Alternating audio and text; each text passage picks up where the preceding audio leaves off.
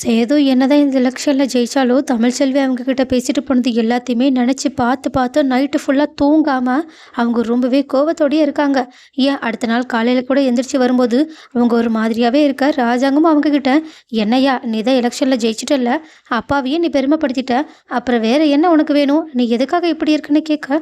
அதுக்கு சேதுவும், உங்ககிட்ட சொல்கிறதுல என்னப்பா இருக்குது, அந்த தமிழ்ச்செல்வி என் மூளைக்குள்ளேயே இருக்கா, அவளை நினைக்க நினைக்க எனக்கு வாழ்க்கையே வெறுக்கிற மாதிரி இருக்குது.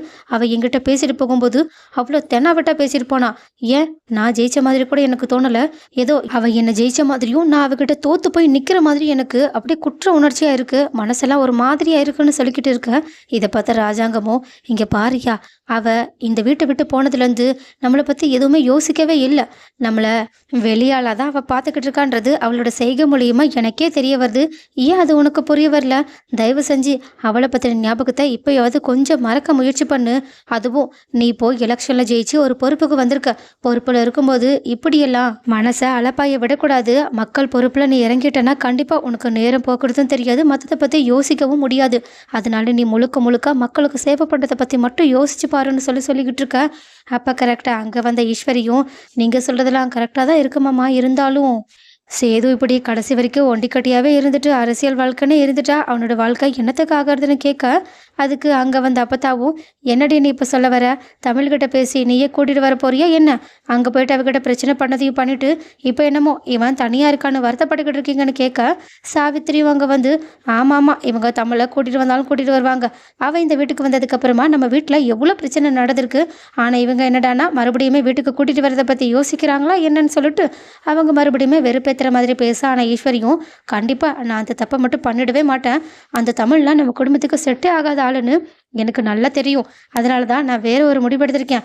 அவளுக்கு இந்த குடும்பத்திலேருந்து போனதுக்கப்புறமா நம்ம எல்லாரும் அவளுக்கு எப்படியாவது கூப்பிட்டு இந்த குடும்பத்துக்கு கூட்டிகிட்டு வருவோன்ற ஒரு நம்பிக்கை இருக்குது.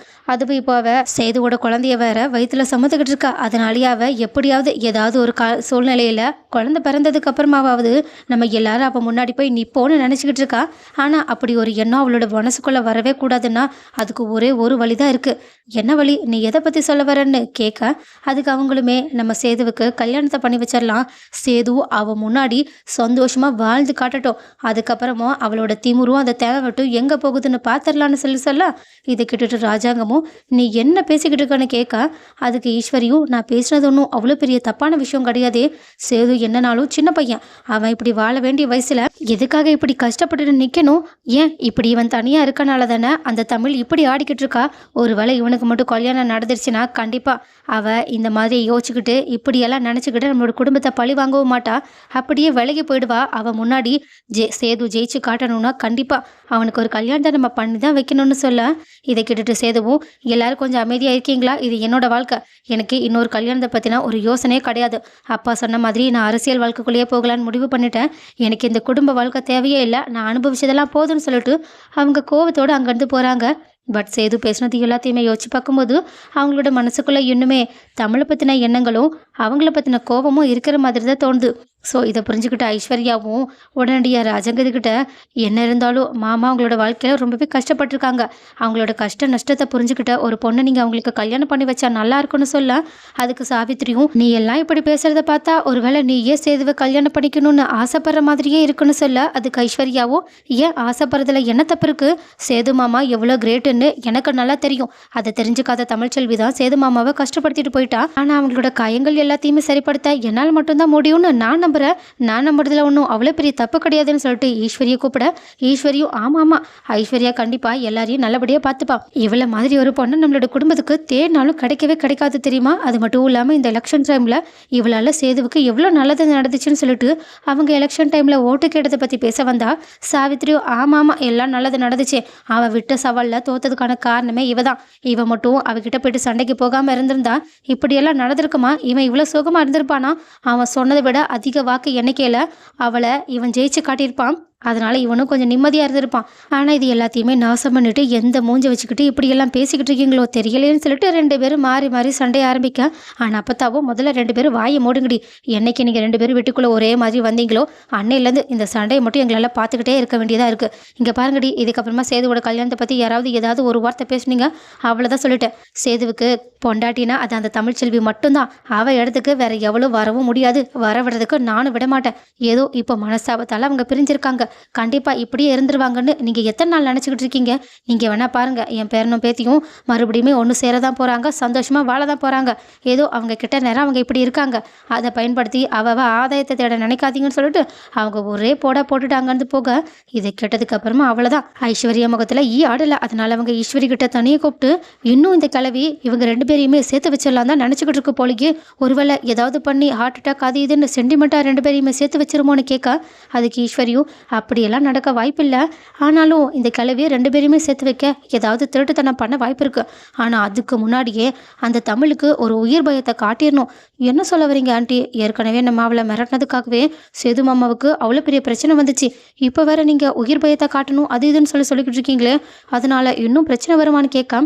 அதுக்கு ஈஸ்வரியும், அது எலெக்ஷன் டைமு, அதான் இப்போ எலெக்ஷனே முடிஞ்சிருச்சுல்ல, இதுக்கப்புறமா நம்ம அந்த தமிழை என்ன வேணாலும் பண்ணலாம். அவளுக்கு உண்மையாகவே அவள் உயிர் மேலே அவ்வளோ பயம் இருந்துச்சுன்னா கண்டிப்பாக இதுக்கப்புறமா அவள் நம்மளோட பாதையில் குறுக்க வரவே மாட்டாள். என்னதான் யார் தான் அவள் காலிலேயே போய் விழுந்தாலும் அவள் கண்டிப்பாக சேது கூட சேர்ந்து வாழவே மாட்டா. அதுக்கு தேவையான ஏற்பாடை நான் பண்ண போகிறேன்னு சொல்லிட்டு அவங்க உடனடியாக ஒரு ஆளுக்கு கால் பண்ணுறாங்க. அதுவும் ஐஸ்வர்யாவோட மொபைல்லேருந்து கால் பண்ணுறாங்க. கால் பண்ணி தமிழோட ஃபோட்டோவை அனுப்பிட்டு, இந்த பொண்ணை நீ மிரட்டும் போது இப்படியெல்லாம் சொல்லணும்னு சொல்லிட்டு கொஞ்சம் நிறைய வார்த்தைகளை போட்டு வர்றாங்க. இது எல்லாத்தையுமே கேட்டுட்டு ஐஸ்வர்யாக்கோ செம்ம பதட்டமாக இருக்குது. ஆனாலும் அவங்க ஈஸ்வரி நம்மளோட நல்லதுக்காக தான் இது எல்லாத்தையுமே பண்ணுறாங்கன்னு சொல்லிட்டு கொஞ்சம் அமைதியாக இருக்காங்க. அதே நேரத்தில் இன்னொரு பக்கமும் இந்த எலெக்ஷன்லாம் முடிஞ்சதுக்கப்புறமா அவங்களுக்கு கரெக்டாக எக்ஸாம் ஸ்டார்ட் ஆக ஆரம்பிச்சிடுது. அதனால் தமிழ்ச்செல்வி எக்ஸாமுக்காக நல்லா ப்ரிப்பேர் பண்ணிவிட்டு அதை அட்டன் பண்ணுறதுக்காக அங்கேயும் இங்கேயும் அலைஞ்சிக்கிட்டு இருக்காங்க. அதுவும் காலேஜுக்கும் வீட்டுக்கும் அலையிறதுக்கே தமிழ்ச்செல்விக்கு நேரம் போதில். ஏன் வர வழி எல்லாமே அவங்க ஹெட்ஃபோன் மூலயமாவும் அந்த லெசன்ஸ் எல்லாத்தையுமே படிச்சுக்கிட்டு இருக்காங்க.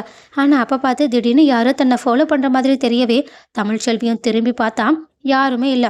ஆனால் கொஞ்ச நேரம் போனதுக்கப்புறமா மறுபடியுமே அவங்க சந்திக்கத்தால் திரும்பி பார்த்துட்டு அங்கேயே நின்றுக்கிட்டு இருக்கும்போது திடீர்னு எங்கேருந்தோ வந்த ஒருத்தன் உடனடியாக தமிழ்ச்செல்வி எதிர்பார்க்காத நேரமாக பார்த்து அவங்களோட கழுத்தை பிடிச்சி அப்படியே நெருக்க ஆரம்பிக்கிறாங்க. இதில் தமிழ்ச்செல்விக்கு அப்படியே பதற ஆரம்பிக்குது. அது மட்டும் இல்லாமல் அவங்க உடனடியாக அவங்களோட கையை தட்டி விட பார்க்குறாங்க. ஆனால் அவங்களும் தமிழ்ச்செல்வியை கொல்ற லெவலுக்கு கோபத்தோட எட்டி பிடிக்கிற மாதிரி தெரியுது. அதனால் ஒரு நிமிஷம் தமிழ்ச்செல்வி அழவே ஆரம்பிச்சிடுறாங்க. அவங்களோட கண்ணிலேருந்து தண்ணி வருது. அவங்க உடனடியாக தன்னோட வயிற்றை தடவி பார்த்துட்டு குழந்தைங்களை யோசிச்சு பார்த்துட்டு ரொம்பவே வருத்தப்பட்டுக்கிட்டு இருக்காங்க. ஆனால் அந்த நேரமாக பார்த்து கடைசியாக தமிழ்ச்செல்வி மயங்கிறதுக்கு கொஞ்ச நேரத்துக்கு முன்னாடி அவங்க கழுத்துலேருந்து கையை எடுத்து விட்டுட்டு, இங்கே பாரு, இதுக்கப்புறமாவும் சேதுக்கு முன்னாடி போயிட்டு நீ ஏதாவது வம்பு பண்ண அப்புறம் அவ்வளோதான், இந்த கையை எடுக்க மாட்டேன், அப்படியே வச்சு உன்னை நெரிச்சு கொன்றுவேன். இதுக்கப்புறமா ஏதோ சேதுவை ஜெயிக்கிற அது இதுன்னு அவன் முன்னாடி போய் நிற்கக்கூடாது. எங்கள் தலைவரையே நீ என்ன தைரியம் இருந்தால் எதிர்த்து நின்றுப்பன்னு சொல்லிட்டு ஏதோ சேதுவே இந்த ஆளை அரேஞ்ச் பண்ணி தமிழை பயன்படுத்துறதுக்காக அனுப்பின மாதிரி அந்த ஆள் அப்படியே பேசிக்கிட்டு இருக்கான். இதை கேட்க கேட்க தமிழ்ச்செல்விக்கோ அப்படியே செம்ம கோவம் வருது. அது மட்டும் இல்லாமல் இவன் எந்த லெவலுக்கு போயிட்டாங்களான்னு சொல்லிட்டு உடனடியாக அவங்க சேதுவை பார்க்கறதுக்காக அவங்களோட வீட்டுக்கே போயிட்டு வீட்டு வாசல்ல நின்று கொலை வெறியோட டே வெளியே வாடான்னு சொல்லிட்டு சேதுவை கூப்பிட்டுக்கிட்டு இருக்காங்க. அப்போ இந்த சவுண்டை கேட்டுட்டு அப்பத்தாவும் வெளியே வந்து, என்ன தமிழ், என்னாச்சு, ஏன் இப்படி வந்து நின்றுக்கிட்டு இருக்க, வா உள்ள வா, எதுக்காக மூச்சு வாங்குதுன்னு கேட்க. ஆனால் தமிழும் முதல்ல உன் பேரனை கூப்பிடு, நான் அவங்ககிட்ட பேசணும்னு சொல்ல. ஆனால் தமிழ் இப்படி பேசுகிறத கேட்டுட்டு அப்பத்தாவும் பதட்டத்தோட ரொம்பவே ஷாக்கிங்கோட நின்றுக்கிட்டு இருக்கா. ஆனால் உள்ளேருந்து வெளியே வந்த சேதுவும், என்னடி என்ன தைரியம் தான் என் அப்பத்தா கிட்ட இப்படியே பேசுவான்னு கேட்க. ஆனால் தமிழும் டே வாயை மூடுடான்னு சொல்லிட்டு அவங்க சேதுவை செம்ம கோவத்தோட ஒருமையில திட்ட ஆரம்பிக்கிறாங்க. இதை கேட்டுட்டு ராஜாங்கமும் இங்கே என்ன பேசிக்கிட்டு இருக்கான்னு உனக்கு தெரியுதா இல்லையான்னு அவங்களுமே மிரட்ட ஆரம்பிக்க. ஆனால் தமிழுமே, உனக்கெல்லாம் என்னடா மரியாதை, கர்ப்பிணின்னு கூட பார்க்காம, அதுவும் என் வயிற்றுல உன் குழந்தை தானே வளருது, அதை கூட பார்க்காம இந்த எலெக்ஷனில் நான் உன்னை எதிர்த்து நின்று உன்னோட சவாலில் உன்னை தோக்கடிச்சிட்டுன்ற ஒரே காரணத்துக்காக என் உயிர் பயத்தை என்கிட்டயே கொண்டு வந்து காட்டணுன்றதுக்காக நீ எவ்வளோ பெரிய கேவலமான வேலையை செஞ்சுருக்க. ஏன் இன்னும் கொஞ்ச நேரம் இருந்திருந்தா நானும் என் பிள்ளைங்களும் செத்து போயிருப்போம், அதை தான் நீ ஆசைப்பட்டியான்னு கேட்க. இதை கேட்டுட்டு சேதுவுக்கும் ஒன்றும் புரியல. நீ என்ன உளறிக்கிட்டு இருக்கன்னு கேட்க. அப்போ தான் தமிழ் அந்த பக்கமாக கண்ணை காட்டுறாங்க. அப்போ கரெக்டாக ஒரு 2-3 பேர் அந்த அவங்கள கொலை பண்ண ஆளை பிடிச்சி இழுத்துட்டு வராங்க. அவ்வளோதான். இதை பார்த்ததுக்கப்புறமா ஐஸ்வர்யாவும் பயத்தில் நடுங்க ஆரம்பிக்க. ஆனால் சேதுவுக்கும் ராஜாங்கத்துக்கும் ஒன்றுமே புரியல. யார் இவன்னு கேட்குறாங்க. அதுக்கு சேதுவும் ஒண்ணுமே தெரியாத மாதிரி இப்படி கேட்கறத கேட்டுட்டு தமிழுக்கு இன்னுமே கோவம் வருது. அதனால அவங்க அந்த ஆளுகிட்ட நான் எல்லாத்தையுமே கேட்டு தெரிஞ்சுக்கிட்டேன். அதுவும் அவன் எல்லா உண்மையுமே சொல்லிட்டான்னு நான் உங்ககிட்ட சொல்லிக்கிட்டு இருக்கேன். ஆனாலும் ஒண்ணுமே தெரியாத மாதிரி பேசிக்கிட்டு இருக்கேன்னு சொல்ல. ஆனா அதுக்கு சேதுவும் வாயை மூடு, அதான் எனக்கு அவன் யாருன்னு தெரியாதுன்னு சொல்லிட்டல, அப்புறம் என்ன உளறிக்கிட்டு இருக்க, அவன் என்ன பண்ணான், எனக்கு என்ன, எதுக்காக தேவையில்லாம இங்க வந்து கத்துக்கிட்டு இருக்கான்னு கேட்க. அதுக்கு தமிழும் அவனை அனுப்பி என்னை மிரட்ட சொல்லிட்டு, அதுவும் அவன் மிரட்டலுக்கு நான் எனக்கலனா என்னை கொலை கூட பண்ணிடுன்னு சொல்லி அனுப்பிட்டு இப்போ என்ன ஒண்ணுமே தெரியாத மாதிரி ட்ராமா பண்றான்னு கேட்க. இதை கேட்டுட்டு ராஜாங்கத்துக்கும் செம்ம ஷாக். என்ன கொலை பண்றதுக்காக வந்தானா, நீ என்னம்மா சொல்லிக்கிட்டு இருக்கன்னு கேட்க. அதுக்கு தமிழும் நான் சொல்றது தான் உண்மை, அதை நீங்க நம்பினா நம்புங்க, நம்பலன்னா போங்க. ஏன்னா இவன் வாயில இருந்து எல்லாத்தையுமே சொல்லிட்டான். அதுவும் போயும் சவாலில் தோத்ததுக்காக என்ன மிரட்டணுன்றதுக்காக இந்த அளவுக்கு கீழ்த்தனமா பண்ணியிருக்கானே, இவனெல்லாம் என்ன சொல்றதுன்னு கேட்க. ஆனா சேதுவும் இவன் என்ன சொல்லிக்கிட்டு இருக்கான்னு கோவத்தோட உடனடியாக அந்த ஆளுக்கிட்ட போயிட்டு பலார்னு கணத்துலேயே 4 அறைய விட்டு, சொல்லுடா நான் உங்ககிட்ட இவளை கொல்ல சொன்னான்னு கேட்க. அதுக்கு அவனும் பதட்டத்தோட இல்லைன்னு சொல்லிட்டு உளர ஆரம்பிக்கிறாங்க. உடனே இதை பார்த்துட்டு ஈஸ்வரியும் பதற ஆரம்பிக்க. ஐஸ்வர்யாவும் அதே மாதிரி தான் பதட்டத்தோடு இருக்காங்க. அதுக்கப்புறமா தமிழும் என்ன இவனை அடிச்சே இவன் வாயிலிருந்து நீ பொய்ய வர வைக்கிறியான்னு கேட்க. அதுக்கு சேதுவும் இப்போ உண்மை தானாக வெளியே வரும் பாருன்னு சொல்லிட்டு அந்த ஆளுக்கு தருமாடி கொடுக்க. அந்த ஆளும் அடிக்கும் உயிருக்கும் பயந்து உடனடியாக உண்மை எல்லாத்தையுமே உளர ஆரம்பிக்கிறாங்க. நேற்று நைட்டு இந்த நம்பர்லேருந்து எனக்கு ஒரு கால் வந்துச்சு. அப்போது இந்த ஃபோட்டோ அனுப்பி இதில் இருக்கவங்கள மிரட்ட சொன்னாங்க. அதுவும் இப்படியெல்லாம் பேச சொன்னாங்க. அதனால தான் நான் சொன்னேன், அப்படி ஒரு வேளை சந்தேகம் வந்து யார் அனுப்பி நீ வந்தேன்னு சொல்லிட்டு கேட்டாங்கன்னா உங்கள் பேரை சொல்ல சொன்னாங்க. ஆனால் இந்த அளவுக்கு நீங்கள் பெரிய ஆளாக இருப்பீங்கன்னு எனக்கு தெரியவே இல்லை. அதனால தான் தெரியாதனமாக பண்ணிட்டேன். தயவு செஞ்சு என்னை மன்னிச்சிருங்கன்னு சொல்லிட்டு மன்னிப்பு கேட்க. உடனே அந்த நம்பருக்கு கோவத்தோட சேது கால் பண்ண.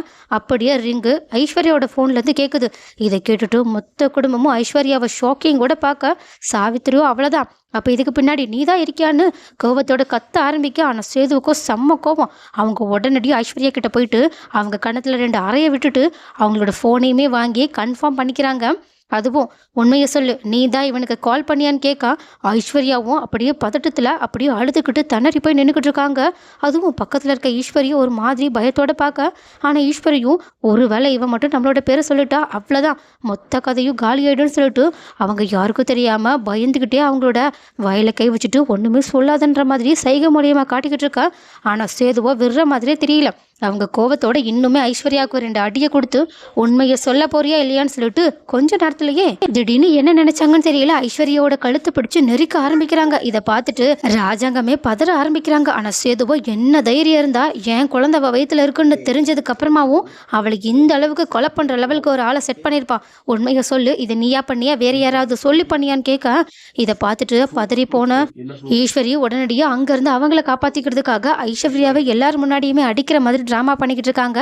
பட் இதை பார்க்குற சாவித்திரிக்கோ இதுக்கு பின்னாடி கண்டிப்பாக இவ தான் இருக்கான்னு நல்லா கன்ஃபார்மாக தெரிஞ்சிடுச்சு. அது மட்டும் இல்லாமல் இவளை பழி வாங்கி இந்த வீட்டை விட்டு துரத்துறதுக்காக சரியான நமக்கு ஒரு வாய்ப்பு கிடைச்சிருக்குன்னு அதை பயன்படுத்தணும்னு நினச்சிக்கிட்டு இருக்காங்க. பட் சேதுவோட கோவத்தை பார்த்துட்டு ஐஸ்வர்யாவும் பேசாமல் உண்மையை சொல்லிடலான்ற அளவுக்கு யோசிச்சுக்கிட்டு இருக்காங்க. ஸோ கைஸ், இப்போ அடுத்து என்ன நடக்க போகுது? ஒரு வழியா சாவித்திரி ஆசைப்பட்டபடியும் தமிழுக்கு நடந்த அநீதிக்காக ஒரு நியாயம் கிடைக்கிறபடியுமா இப்போ ஈஸ்வரிக்கு தரமான பதிலடி கிடைக்க போதா என்ன? அவங்கள எல்லாரும் வீட்டை விட்டு துரத்த போறாங்களா என்ன? அடுத்து என்ன நடக்க போகுது? ஈஸ்வரியோட நிலைமை என்ன ஆக போகுது? நீங்க என்ன நினைக்கிறீங்கன்றத கமெண்ட்ல சொல்லுங்க.